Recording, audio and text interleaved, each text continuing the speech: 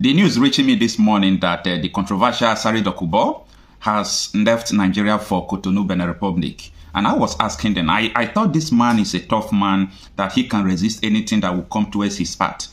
Why did he run away? Why did he run out? What is pursuing him? Well, I came across this video earlier before today. Could this be the reason why he ran away from Nigeria? I said, if Ahmed Tinubu Fails, hold me responsible. Because I have known him since 1992, and I know what he stands for. And I can stand in the gap between him and the people and say this thing. This is a step that my brother Goodluck failed to take, even when he had the opportunity. This is a step that, after talking no subsidy, General Muhammad Buhari was not able to take. Ahmed Bola Tinubu took it from the first day. Now you take about 8 trillion naira every year. This is wickedness. And you use it to service the gluttonous appetite of a few people. Because they shout, because they have the cameras like I have today. This statement was made, I think, after Tinubu has been sworn in as the president. I don't know what he was looking for anyway. Maybe he was looking for appointment. I don't really know. But immediately after 3 months, he made this interview. He started lamenting that what Tinubu is doing is so bad. What Tinubu is doing is this, is that Tinubu is making one-sided appointment. We must speak out. They must know that the party is following in making appointment, as if appointment is on Lagos, as if Nigeria is on Lagos, is dangerous. He already has a lot of problems. God have mercy upon us. We must find this thing out. Why should somebody like Posun Tijani be in this government? After all the abuse and criticism, the president should look back at the appointment and rewind it, retrace it, and balance it.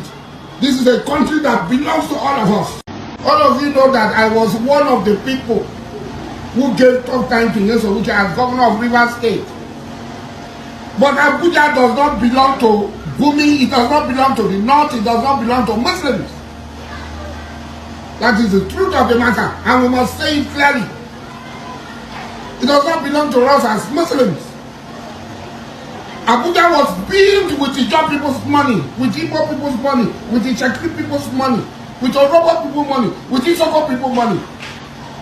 What they told us when we were leaving Lagos to Abuja was that Abuja will be no man's land. Everybody will be removed from Abuja. Every Nigerian will be an indigene of Abuja. They have changed all the laws. So somebody from Sokoto State, Gumi, who is from Sokoto State, is talking of Abuja. And what is his connection with Abuja?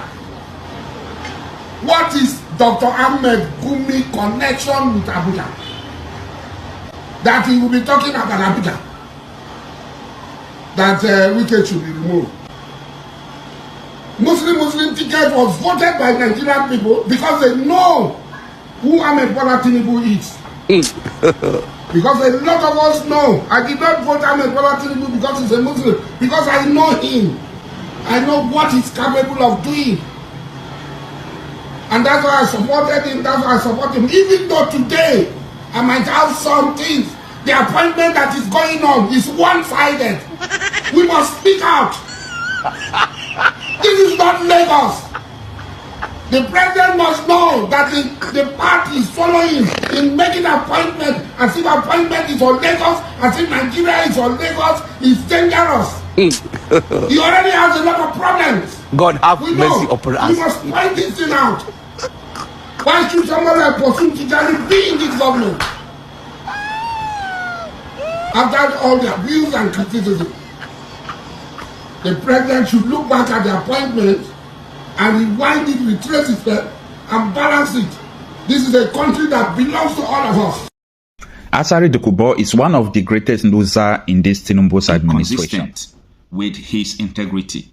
The man don't have integrity. He's not constant with his decision or what he wants. This is the same man who told us that he is not a Nigerian, And he has never been a Nigerian, that he don't want to be a part of Nigeria, that he is a Biafran.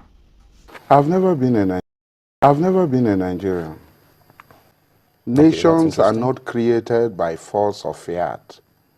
They're created by the people. The people's acceptance to be British. You saw Scotland trying to vote yes or no. Today, no Scottish man can say, I'm not a Briton, because majority of Scottish people have accepted to remain in the British Union under the British flag. Nothing like that had happened in Nigeria. We have demanded for us to be together. No Lord is needed to bring all of us together. What is needed is for us to sit down in a sovereign national conference. So why not advocate for that instead of moving away completely? We have been demanding for 30 years. I've been regular and I've been demanding for a sovereign national conference. People had opportunity to talk, but it was not sovereign. It had no power. It only have persuasive, advisory. No, what we want is an holistic national conference, a conference that the people will have the power to say, we don't want to be Nigerian. This is how we want Nigeria to be. We don't want a situation where somebody will arrogate to himself the power to decide the fate of other people. We want a Nigerian that recognizes that there are different nations, no matter how small they are, and they are accorded the same space in Nigeria. You seem very passionate about Nigeria, and I find that very contradictory with you saying that you're not Nigerian. How do you balance that out, being so passionate and wanting all of these good things about this country? No, if they say if you cannot beat them, you join them. How about not every one of us will join them? Look, what we're saying is about justice. It's about my identity as an Ijaw man. A lot of Nigerians talk nonsense on television. A Nigerian come on television and says, do not talk about ethnicity. So if I am no longer an Ijaw man, who do I become? I become a nobody.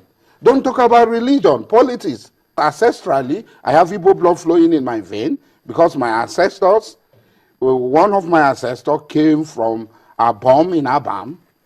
And today, I sit on that stool established by him as Alabo Diabal of the Kingdom of Calabar. Now, when you talk about democracy, it gives you a lot of choices. It is you to decide. Nobody is going to quarantine your decision. Nobody is going to give you, to tell you that, look, there is a no-go area for your decision making.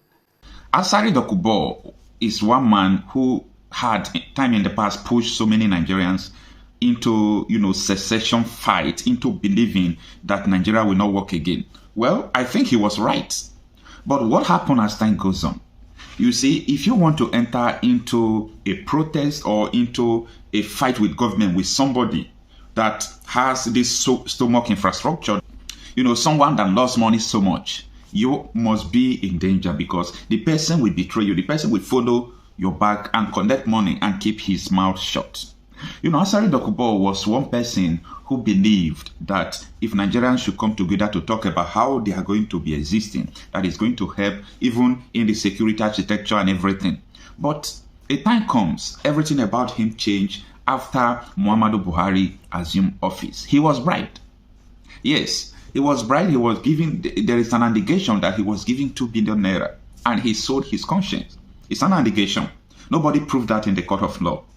So this is the situation we see ourselves in Nigeria. And that is why I do tell people that if you see anybody talking about secession or talking about how Nigeria could become better, study the person with time. It is only time we reveal those who have the interests of the people at heart. It is only time that we reveal those who really want Nigeria to become better. Somebody like Tinubu, in the year 2002, he openly told Nigerians that he don't believe in one Nigeria. So somebody who don't believe in one Nigeria today now, people call him the president. So somebody who doesn't believe in one Nigeria is now the president of Nigeria. How do you people want this geographical area called Nigeria to progress. Someone who once said he doesn't believe in Nigeria is now the president. Nigeria forgets history so soon. That is why so many things that are not good are happening to us. Things that are not supposed to happen to us are happening to us because we forget history so soon. Tinubu said that he don't believe in one Nigeria. And today, he is the president. If it is in the developed country that study and deal with people's history, somebody that Tinubu shouldn't near any political office. So, this is what we are saying, that Nigeria cannot progress through propaganda. All this issue of secession that we are all talking about, we have forgotten that we are only worried about people who are seceding at level of ethnic, organizations. We have forgotten that Nigerians, in their majority, have mentally seceded from this country. Yes, majority of you are no longer in this country.